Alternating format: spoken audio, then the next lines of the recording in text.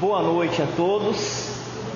Estamos aqui reunidos nesse dia especial que é o Dia das Mulheres. Parabéns às mulheres. Todos nós reconhecemos o valor delas, né? E como se diz, o Dia da Mulher, o Dia da Mãe, são todos os dias. Mas nós sabemos que a Terra, ela está distante, né, desse reconhecimento constante.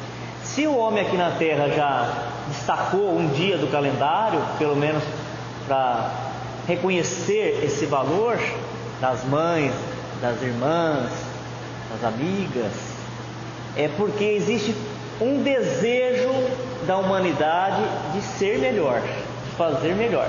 Mesmo que a gente não consiga fazer inteiro tudo aquilo que tem que ser feito, pelo menos a Terra vai mostrando que ela tem vontade, né, de viver um novo tempo, de viver uma nova fase, que a gente todos estamos trabalhando para que aconteça. Como nós não corremos com o estudo, hoje, depois de 3 quarta-feiras, que nós vamos encerrar a cura do cego de Betsaida. Mas sabe por quê? Porque todas as passagens de Jesus, como a gente já vem comentando, né, no estudo, ela tem muitas interpretações. Não uma diferente da outra, mas cada um que olha para ela, de acordo com a sua espiritualidade, consegue extrair com mais profundidade. E esse material, ele reúne vários autores, vários colaboradores. Então eles vão organizando os pensamentos deles, as falas. Tem hora que parece que é repetido, e é mesmo, para a gente fixar.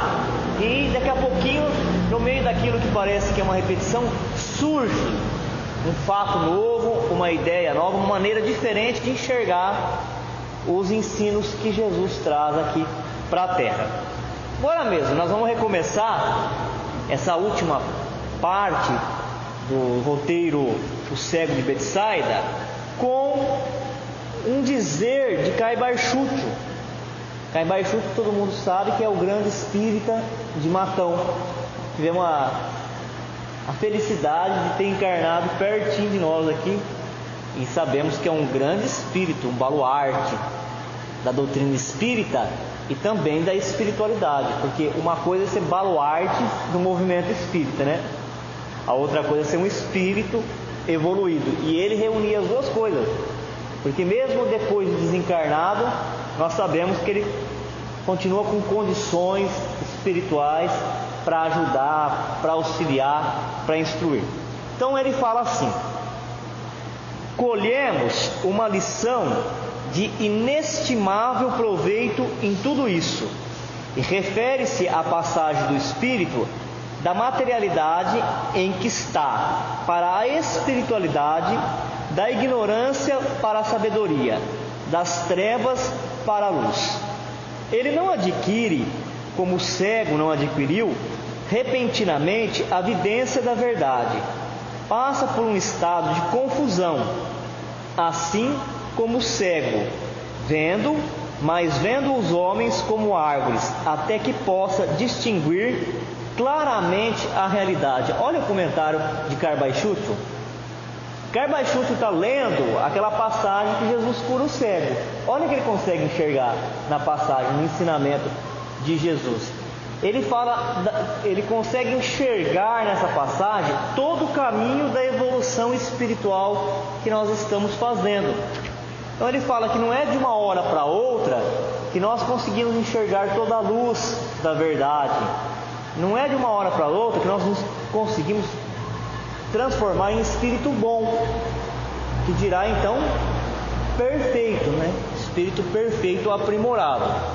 Fala que existe um trânsito, um momento de transição entre o que nós éramos e aquilo que nós queremos ser, e aquilo que nós sabemos o importante ser, e que no meio disso a gente fica atordoado. Então, pegando a passagem de Jesus, foi exatamente isso que aconteceu mesmo. Jesus, ele aplica o tratamento magnético e pergunta para o cego: e aí, você está enxergando?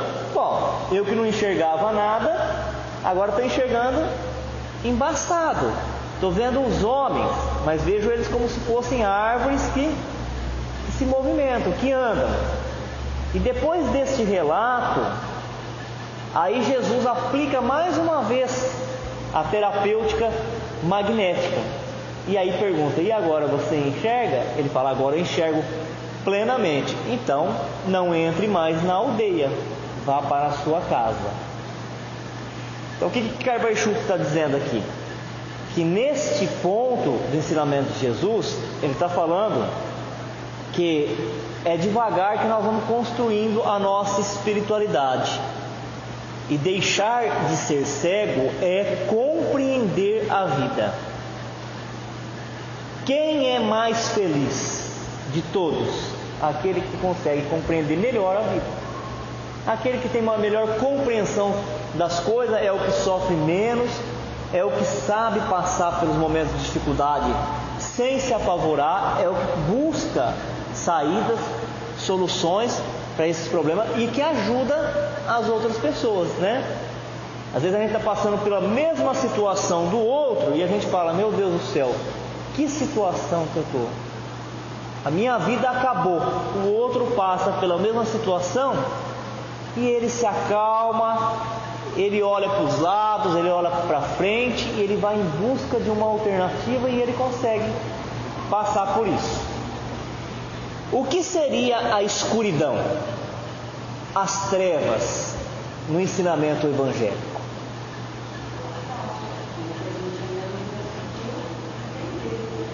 O que nos falta? O materialismo, né? O apego, a ignorância, tudo aquilo que nós teremos que nos livrar. É as trevas, a escuridão.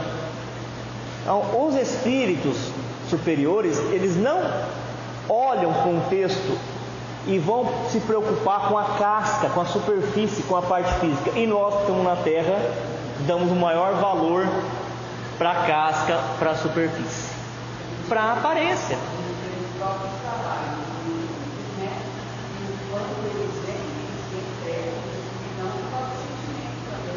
Exatamente. Porque aquilo que a gente acredita, naquilo que a gente pensa, nós criamos em torno de nós, do mundo que é o mundo fluídico, né? Seja do corpo físico deles ou do plano espiritual onde vivem os desencarnados. Sair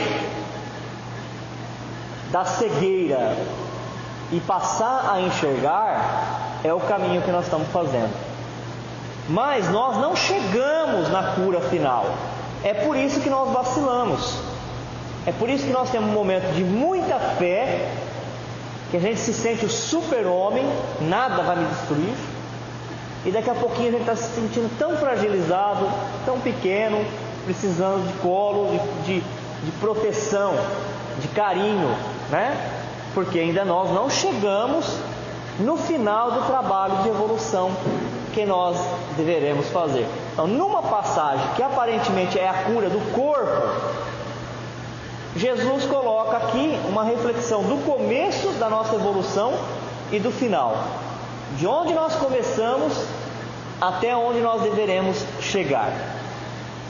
Na primeira etapa do atendimento espiritual, realizado por Jesus, percebemos que a visão do cego se revelou deficiente, mesmo não enxergando com nitidez. A revelação que prestou a Jesus foi sincera, expressando o que efetivamente estava vendo. Quer dizer, no trabalho da religião ou da religiosidade, no trabalhos espirituais, todos os que estão fazendo o trabalho com sinceridade estão fazendo um trabalho útil. Todos estão fazendo. Por quê? Porque ele está fazendo de acordo com aquela cura que ele já obteve. Quer dizer, a cura não é assim definitivo. Nós éramos materialistas, orgulhosos, egoístas, e agora nós já enxergamos perfeitamente como deve ser. A visão espiritual nossa, ela vai vindo aos poucos. E a gente vai fazer o trabalho, vai fazer a nossa colaboração de acordo com a capacidade que nós temos para aquele momento. E é válido quando é sincero. e pegando sempre a colaboração das palestras que tem na segunda-feira, né? Segunda foi falado sobre intolerância. Ou palestrinha que mexe com a gente, né? A mim, pelo menos, incomodou muito. Por quê? Porque a gente acha que já está numa etapa razoavelmente boa e faz a gente ver o quanto que nós somos umas pestes, né? Pelo menos eu me vi muito na palestra do moço e falei, como que eu sou intolerante, né? Porque ele foi bem claro. O que não é tolerância é intolerância. Não existe meio termo. E nós somos intolerantes. Por quê? A gente às vezes aprende um pouquinho e já acha que todo mundo tem que aprender também e fazer igual. E o que os outros estão fazendo não tem validade. Não é importante, né? E o texto está falando que todos que estão fazendo, está fazendo na altura que já conseguiu alcançar. Se a pessoa ela está fazendo, não importa o jeito, a aparência, né? As técnicas que ela está aplicando as leis do amor, da caridade, está fazendo bem, já está sendo válido, está sendo colaborador com Deus.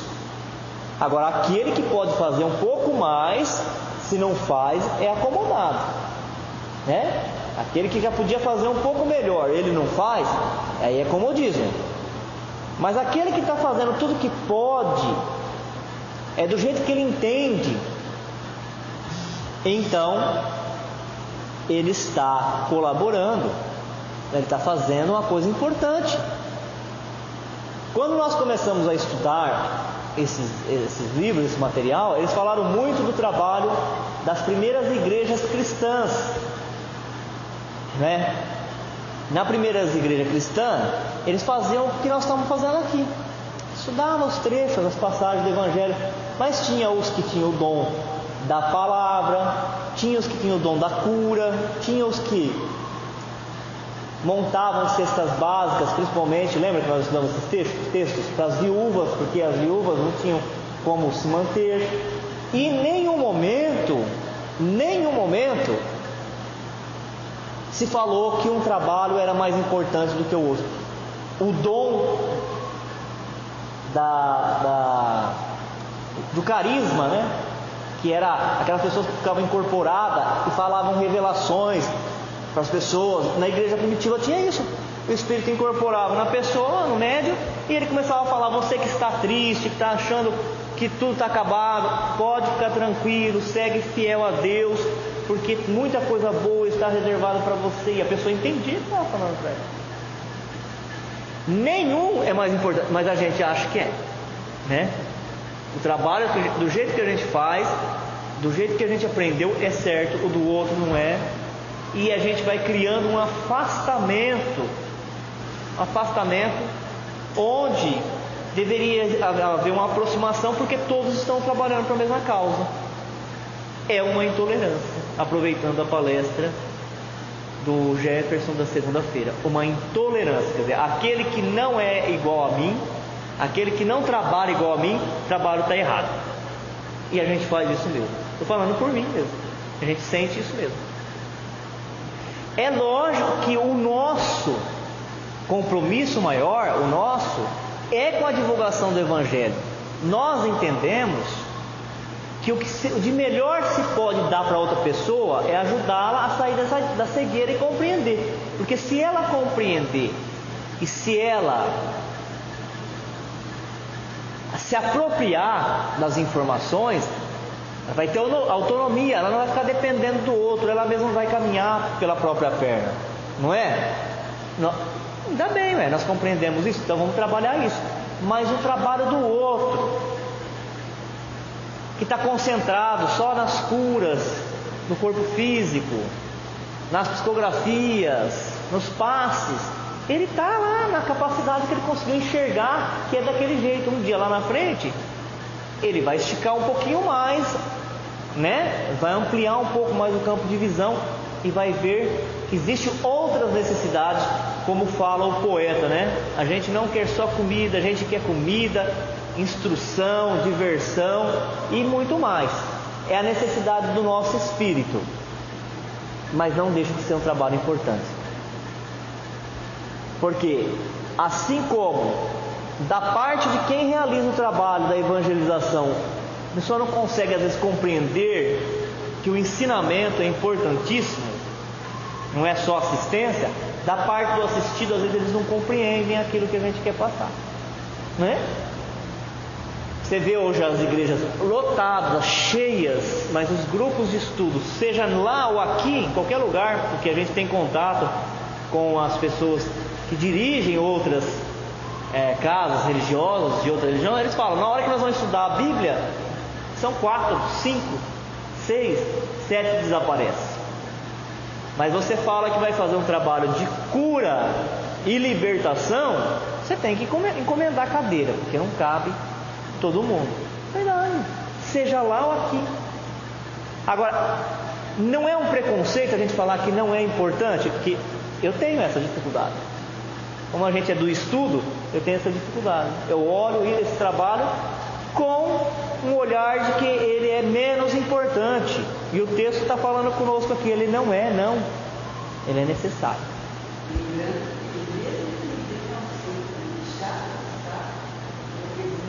É um movimento.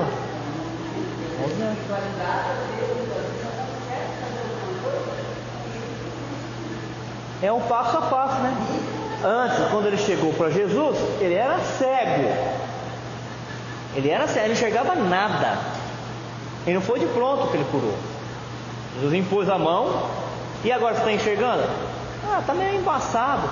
Mas já foi um passo importante para o que virá depois. Espirituais também é assim. É desse jeito. Se a intenção daquele que está fazendo é realmente uma intenção boa de ajudar as outras pessoas, está no caminho, está no trabalho. E depois, na outra encarnação, ou mais 10 encarnação, vai ampliando cada vez mais. Não é de uma vez só. Você vê, até nisso a doutrina espírita ela é chave, né? Porque se você não considera a reencarnação, você vai falar, mas como é que vai chegar, né? Como é que chega? Numa vida só? Não chega.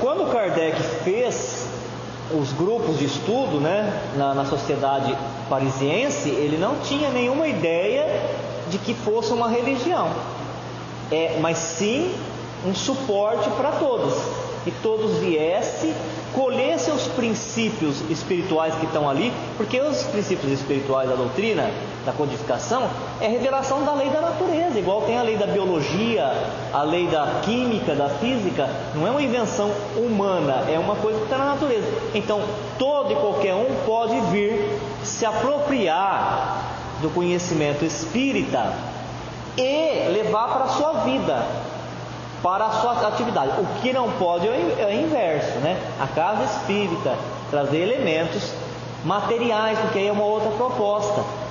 Mas não era para ter sido uma religião. Não, mesmo porque ele era um cientista, né? Ele era um cientista. Não se enganou movimentando recursos de superfície, se dizendo curado, mas ao contrário, ao afirmar que não via plenamente, expõe a sua real deficiência, por se sentir seguro e amparado em Jesus.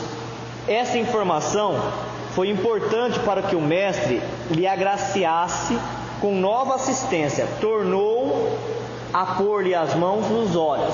Então ele fala aqui que das duas partes ele estava vendo uma sinceridade de propósito, daquele que estava curando e aquele que estava sendo curado.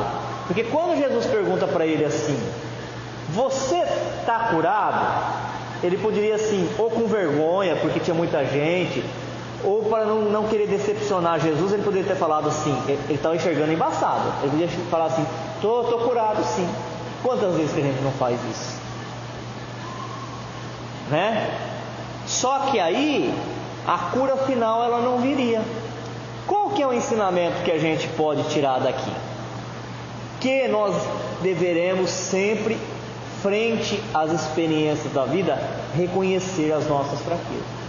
Não é parar nela, ficar lamentando, se queixando, mas é reconhecer que tem fraqueza, que tem deficiências, né? Porque quem não reconhece que tem erro não vai buscar meios para corrigir e perde a encarnação. Vai vir um palestrante aqui segunda-feira, vocês ajudam a divulgar. Todos são bons. Eu falo ajuda a divulgar porque vem de longe, né? Esse vem de São Paulo. Assim como veio o Wagner da Paixão. O Wagner da Paixão não veio, né? Ele ficou. Está aqui a presença dele. O pessoal, eles não vão embora mais, fica na nossa lembrança. Também vai vir o Manolo Quezada. Ele vai vir para fazer um tour até chegar o dia da feira lá em Rio Preto, né? A feira do livro, lá no Rio Preto Shopping. Então vai começar aqui em Uchoa, segunda-feira.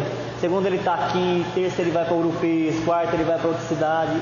Vai indo até chegar no dia da feira do livro lá em Rio Preto. Então diz que ele brinca muito, né, nas palestras, assim, nesse sentido. Diz que ele chega até a cantar, porque alguns palestrantes já falaram daquela... a síndrome da Gabriela, né? Lembra da novela? Eu nasci assim, eu cresci assim, eu não vou mudar, eu sou a Gabriela. Diz que ele até chega a colocar, ele é muito bem-humorado, ele chega a colocar na palestra dele, quem assistiu, a música. E isso é um problema. A pessoa falar, eu sou assim, os outros que me suportam, eu não vou mudar, é um problema sério para a evolução espiritual. Por que a pessoa veio na Terra então? Né? Ficava onde ela estava lá. Agora, errar, nós vamos errar mesmo.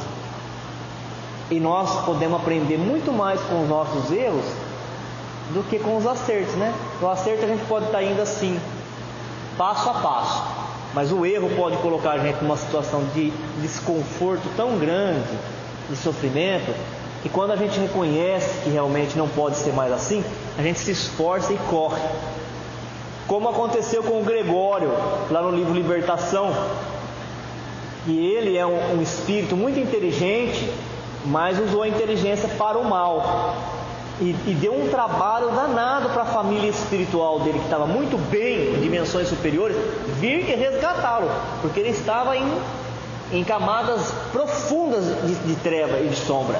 E como ele era uma pessoa muito inteligente, e tinha uma mente muito forte, muito decidida no que ele queria, ele formou um séquito, uma legião de escravos espirituais. E aí quando conseguiram fazer a conversão dele, conversão no sentimento, porque na inteligência ele já sabia de tudo. Ele já era um espírito avançado em inteligência do planeta onde ele veio. Reencarnou junto com um grupo de degredados, né? Porque não tinha desenvolvido sentimento moral. E aí então quando conseguem fazer ele aceitar que era necessário ele sair daquela condição que fazia mais de séculos, se não me engano fazia mais de 1000 anos que ele estava ali, em zonas umbralinas. E às vezes a gente quer, num trabalho mediúnico, converter um espírito, né? Fala, gente, às vezes vem pessoa e fala, eu estou com um obsessor, me falaram que eu estou com um obsessor. E tem umas pessoas que têm uma mediunidade aí tão avançada, de raio-x, que ela chega até a contar quantas entidades tem. Não sei. É muita vivência, né? Chega aqui na casa e fala assim, ó, na hora que nós estamos ali fazendo a entrevista. Ah, uma mulher me falou para mim, um homem falou para mim, eu fui num centro, que eu tenho 10 entidades. Ele contou? Contou. 10 entidades. E que vocês têm que fazer um trabalho para mim. E a gente faz, né? Agora, daí um homem, porque espírito é isso, gente, é um homem, é uma mulher que tem opinião própria, né? Não é o fantasminha como a gente via lá no desenho, o fantasminha camarada, que a gente pode sugar ele com aspirador e por onde quer. É uma pessoa que tem opinião, e geralmente os obsessores, eles têm razão. É isso que é duro, né? Porque a gente fica vendo a pessoa, que já que estamos falando de aparência, a gente fica vendo a encarnação da pessoa agora, o que ela é agora, e agora ela está se esforçando para ser melhor. Mas nas outras, ela foi uma peste. É verdade ou não é verdade? A gente sabe isso. Porque como que a gente sabe que a gente foi ruim? Porque de vez em quando acontece alguma coisa que contraria, vem uma raiva na gente, a gente fica se prendendo, não é? Fica freando. Esse freio é o aprendizado de agora. A mamãe falou: não pode morder o amiguinho, não pode bater no amiguinho, não pode roubar o brinquedinho do amiguinho. Depois vem para a religião fala também, tem a causa e o efeito. Se você faz as coisas erradas, vai acontecer consequência negativa. E isso fica aqui, fica na casca, na superfície. Então quando vem o sentimento que é real, está lá dentro de nós, a gente freia. Então daí a gente vê o que nós fomos em outra encarnação. Segura, né? Chega a dar uma deslizada, igual o carro, né? Você freia, dá uma deslizada. Agora, então quando esse espírito, então você imagine, esse espírito fazia 1000 anos que estava nessa condição. A gente até faz o trabalho, né? Mas a pessoa também tem que fazer o trabalho. Na hora que você fala para ela, que é a lição aqui do cego que se curou, quando você fala para ela, você tem que mudar o jeito de você ser com as pessoas, senão essa entidade que está te acompanhando, ela vai voltar a te acompanhar. Aí fica difícil, né? Aí a pessoa não quer. Você sabe por que ele te persegue? Porque na hora que você fala com as pessoas, você é arrogante, você maltrata a pessoa, você humilha, que é o que você fez lá na outra encarnação, quando você estava numa situação de poder. Muda agora, porque a tua mudança de atitude vai ser para o Espírito que está te acompanhando, testemunha viva de que você quer ser uma pessoa melhor. E quando você se tornar essa pessoa melhor, ele vai deixar de perseguir você. Sabe por quê? Porque ele estava perseguindo aquele homem, aquela mulher arrogante, que maltratava, que judiava, que prejudicava. Você não é assim mais, não tem mais motivo de ele te perseguir.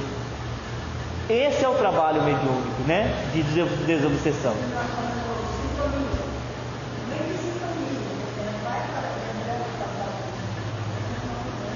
Exatamente. A sintonia, né?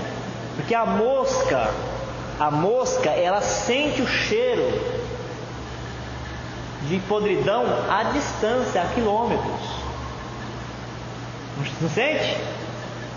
À distância, quilômetros. E as entidades inferiores, elas sentem a nossa vibração negativa à distância. E aí não adianta o que eu falo, tem que ser realmente o que eu vibro, né? O que eu emito. Então essa entidade Gregório que nós estávamos falando, quando os que estavam acompanhando esse caso, esse trabalho dificílimo, né? Que requereu muita habilidade e muita dedicação por parte das entidades amorosas para tirar ele de onde ele estava, fazer ele querer mudar, porque mudar é trabalho depois para o futuro, né? Querer mudar. Um deles comentou assim: nossa, este homem, hein? Tenho até dó dele, porque ficou 1000 anos na maldade. Já pensou até ele pagar tudo isso? Aí um instrutor que era mais elevado falou: não é bem assim que acontece, porque essas pessoas, elas são igual está na Bíblia, elas não são mornas. Elas não são mornas. A Bíblia não fala seja frio ou seja quente, porque o morno será expelido. Elas não são mornas. Ele estava 1000 anos ali na maldade, mas agora que ele mudou, você vai ver, ele vai passar na nossa frente igual um raio.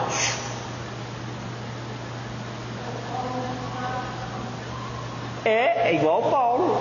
É o final aqui, Isaura. É a cegueira de Paulo. Ele vai fechar o texto com a cegueira de Paulo, igual Paulo. Por quê? Porque aí ele vai se dedicar tanto, não é a quantidade, é a intensidade. que ele vai passar na nossa frente. Porque a gente vai assim, eu quero ser bom, vou fazer uma caridade, mas daqui a pouquinho a gente já é todo desanimado, todo decepcionado. A gente se decepciona muito fácil com os outros. Com a gente se perdoa o tempo todo, né? A gente sempre arruma desculpa pelos erros nossos. Os outros a gente está sempre decepcionado. E esses não, eles têm foco. Eu estava lá e não tinha boca, eu era mal mesmo. Eu prejudicava, eu tinha plano para prejudicar e era bem sucedido. Agora, eu já entendi que não vai valer a pena. Eu entendi que tem que ser bom, então eu sou bom mesmo. Por isso que o benfeitor falou que ele passa na nossa frente que nem um raio. A semelhança do cego que deseja enxergar com nitidez, devemos dilatar a nossa visão espiritual, buscando de forma incessante o melhor que a vida oferece em termos de conquistas morais e intelectuais. Os valores que dispomos hoje podem ser insuficientes para a realização de empreendimentos elevados. Entretanto, a experiência da vida, se firmada no amor, oferece novos e apropriados ensinamentos que nos impulsionam para a frente.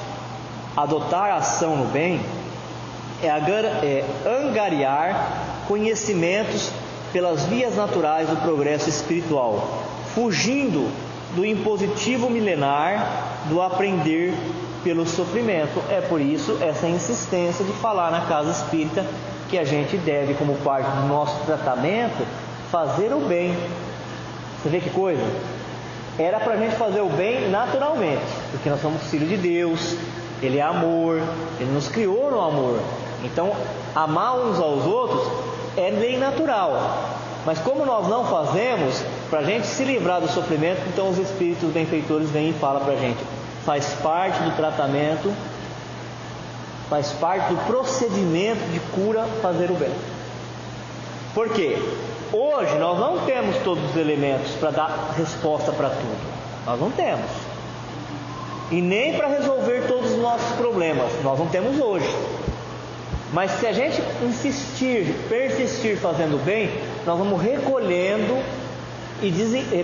experiência e desenvolvendo coisas em nós mesmos que nos dará condições de vencer as nossas dificuldades. Se não nessa encarnação, às vezes já começando nesta, nas outras. É só fazer uma avaliação da nossa própria existência. O quanto de coisas que antes nos aborreciam e que hoje já não aborrecem mais. Quantas coisas que nos faziam não querer sair de casa mais, né? Nem conversar com os outros, a gente ficava chateado. E que hoje já não chateia mais. Amadurecimento. Mas por que esse amadurecimento? Porque nós ficamos em casa, aborrecidos? Não, porque nós vamos para o campo do trabalho. E esse contato com o outro, com as dificuldades, e que vão ter muitas ainda, vai desenvolvendo coisas que para os nossos olhos são invisíveis, mas que são reais. E nos dá a possibilidade de assumir compromissos cada vez maiores, né? De vez em quando tem espíritos aí encarnando para aprimorar um pouquinho mais, para voltar na administração de instituições importantíssimas, para ele poder render mais. Eu lembro de um livro que a gente estava estudando, e tinha um espírito que era muito preparado, então ele era administrador de um hospital, que recebia casos dificílimos, e ele ficou lá muitos anos sendo diretor espiritual, ajudando e socorrendo. E aí, um dia, brotou dentro do espírito dele a vontade de reencarnar, e o pessoal falou: de jeito nenhum, agora que você está bom, né? Aqui você vai reencarnar, vai deixar nós? Ele falou: eu preciso. Porque tem coisas no meu passado que faz sombra. Eu estou aqui trabalhando, estou rendendo, mas de vez em quando aquela sombra de um passado muito distante meu, ela vem, ela me atrapalha, ela me prejudica. Eu preciso resolver isso, porque eu resolvendo isso, eu posso alargar, expandir as minhas possibilidades e vibrar mais amor ainda para aqueles necessitados. E se reencarna. E às vezes sai de uma condição espiritual muito confortável lá, né? Aí você fala assim, estão trabalhando, não é nada de ociosidade, é bastante trabalho, mas é confortável por quê? Porque já está sabendo o que faz, na oração, na vigilância, não cai ali e vem com uma situação difícil na terra, porque a terra é uma situação difícil para qualquer espírito. Para qualquer espírito.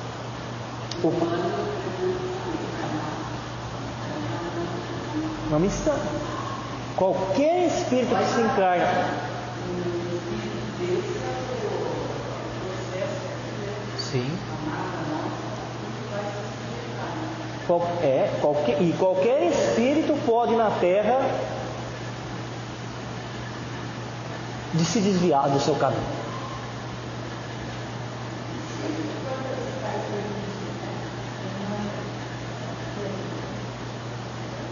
O livro Renúncia. Hoje nós estamos falando bastante de livro, né? Está dando vontade de ler todos esses livros de novo. Renúncia mesmo. Um espírito preparadíssimo, como da Alcione, né? Ou Alcione. Alcione é o nome. Ela era de Sírios. Ela estava numa camada aqui da Terra que tem várias camadas, né? Acho que era uma das últimas camadas, a mais evoluída, vivendo ali em comunidades espirituais superiores. Qual era a função dela, a missão dela? Ela ia para outros planetas buscar músicas elevadas e trazia na Terra para inspirar os compositores da Terra. Quase um anjo já, né? Música angelical, música celeste. E ela pediu autorização aos superiores dela para reencarnar. Eles não queriam que ela reencarnasse. Vocês leram o livro Renúncia? Não foi isso? Eles não queriam.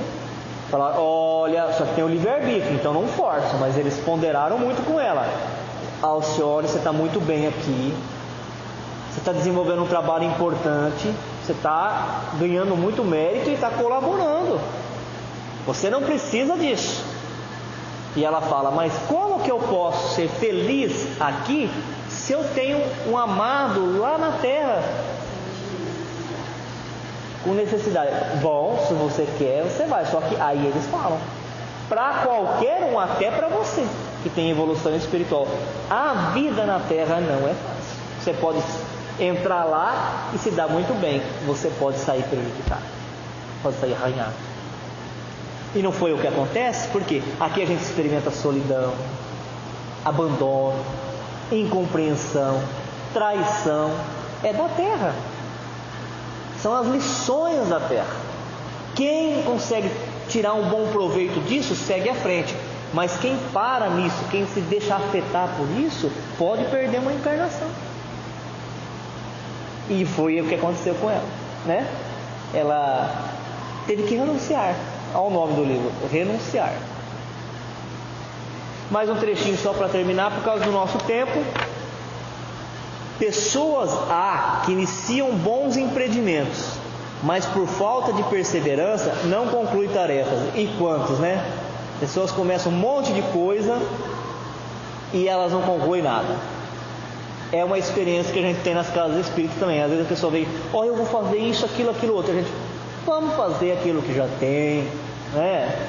Tá bom demais, nós não temos braço para aquilo que já está sendo feito. Não, está faltando isso, está faltando aquilo, e está faltando aquilo outro, e nós temos que fazer isso. E a pessoa vem com aquela empolgação. Daqui a pouquinho, aqueles que já estavam fazendo o outro trabalho tem que ir para lá e fazer aquele trabalho que a pessoa iniciou, para não ficar desfalcado. É o que ele está falando. Começa um monte de trabalho e não faz nenhum, não acaba, não conclui nenhum. Outras, de forma irrefletida, assumem o compromisso de realizar muitas coisas, mas pouco ou nada executam. Então são as pessoas que criam um monte de frente de trabalho, mas para os outros fazerem. Ela mesma não faz, né? Gosto de dar ordem. Cada um, a pessoa fala isso. Cada um tem um dom. O dele é só de dar ordem, não é de fazer. Se precisar arrumar uma cadeira, não arruma. Vai ter decepção no mundo espiritual. Porque no mundo espiritual só distribui ordem quem distribui fazendo. Não é? Você vê lá, Clarencio, ele desce lá nas zonas umbralinas para buscar, ele dirige um grupo de socorristas, mas ele dirige fazendo, socorrendo. A Narcisa lá, a enfermeira, naquelas alas dificílimas, onde chega espíritos complicadíssimo, ela que é a dirigente de lá. Quem que mais trabalha? Ela. Quem que doa maior tempo de trabalho e ainda pede para os outros descansar, porque sabe que não tem ainda envergadura espiritual, não tem resistência para continuar? Ela, né? Vamos, André Luiz, agora você tem que trabalhar, descansar. Não, eu quero ajudar. Não, agora você vai descansar, porque a gente tem que saber os limites, né? E amanhã, para você poder render mais, né? E oferecer com qualidade, você precisa descansar. E ela mesmo ia descansar? Ela mesmo ia. O governador de nosso lar estava lá 300 anos, fazia 300 anos que ele não dormia, ele não precisava descansar, né? Que cena impressionante. O André Luiz chega para visitar o governador e o governador ajoelha perto dele. Vocês lembram disso no filme? E ele pensou assim, como o homem já tinha um pouco de idade, falou: tá passando mal, né? Teve um mal súbito, vai desmaiar. E o governador de uma cidade com 1 milhão de pessoas, que eu considero espírito como pessoa, né? 1 milhão de pessoas, ajoelhou no pé de um suicida para reverenciá-lo. Gente, isso é espiritualidade, né? Isso é espiritualidade. Isso é amor, né? Isso é carinho. E ele assustou, né? Falou: como é que você me conhece? O governador do nosso lar conhece todos os que estão sob o cuidado dele, sabe da necessidade de todos e providencia para cada um aquilo que ele precisa. É muito carinho. O Espírito revela progresso efetivo quando passa a ser mais resoluto e constante no seu propósito de melhoria, atestando assim a assimilação do olhando firmemente indicado no ensinamento evangélico sob análise. Devemos considerar também que, a despeito das nossas mais nobres e firmes disposições, somente sob o amparo constante de Jesus é que conseguimos forças para, como o cego de Betsaida, saber olhar firmemente, ficar restabelecido, vendo distintamente a todos. A expressão verbal "ficou restabelecido" pode ser interpretada como o retorno do equilíbrio e pela capacidade de retomar a posição de criaturas simples e bem dispostas. As pessoas simples já não perdem nem se mantêm presas ao emaranhado de complicações, caracterizado pela indiferença, egoísmo e vaidade. Aprendemos que ver, segundo os padrões determinados por Jesus, significa ser humilde e conhecer a verdade, como está demonstrado na frase: e já via ao longe e distintamente a todos. Ver ao longe e distintamente tem o significado de ver além ou acima das aparências, enxergando o próximo como irmão, já que todos somos filhos do mesmo Pai.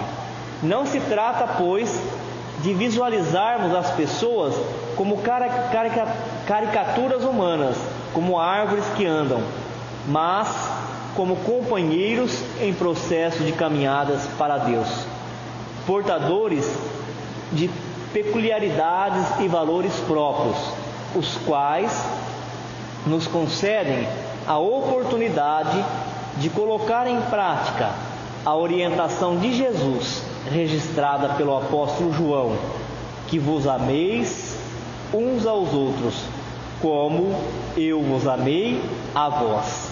Nisto todos conhecerão que sois os meus discípulos, se vos amardes uns aos outros. João capítulo 13, versículos 34 e 35.